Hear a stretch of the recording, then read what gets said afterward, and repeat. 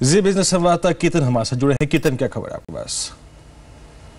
वीरेंद्र, खबर है हमारे पास एसएससी लिमिटेड के ऊपर कंपनी के खिलाफ गुजरात हाईकोर्ट में एक पीआईएल दर्ज हो चुकी है। मामला दरअसल ऐसा है कि पोरबंदर में कंपनी की 42 एकड़ जमीन थी जिसको कंपनी ने सिर्फ 15 करोड़ में बेच दिया है किसी एक ओम डेवलपर को, लेकिन उनकी बाजार कीमत है 150 करोड़ के आसपास। और इसी बात को मद्देनजर all Gujarat investor protection trust ने एक पीआईएल दाखिल की है और हाईकोर्ट में ये जवाब मांगा है कंपनी के पास है और ये कहा है कि आखिरकार कंपनी को इतनी जल्दबाजी की क्या जरूरत थी। और खास बात यह है कि कंपनी ने यह भी लिख कर दिया है ओम डेवलपर को, जिसको उन्होंने जमीन बेची है, कि जितना भी कंपनी के ऊपर बकाया है वो अपने ऊपर ले लेती है। तो कंपनी के ऊपर कम से कम गुजरात इलेक्ट्रिसिटी बोर्ड का 25 करोड़ का बकाया है और दूसरे माइनिंग सेक्टर का भी कुछ बकाया है। तो 150 करोड़ की जो जमीन है बाजार वैल्यू, वो 15 करोड़ में जमीन क्यों बेच दी? ये एक PIL already high court, Gujarat high court में कल दर्ज हो चुकी है और इसकी सुनवाई गुरुवार को होने वाली है। वीरेंद्र, ये एग्जैक्टली जमीन का लोकेशन क्या बताया आपने और यहाँ पर जो मार्केट वैल्यू है उस जमीन की कितनी है जिसको अप्रोक्सीमेटली इन्होंने 150 करोड़ में लैंड किया है?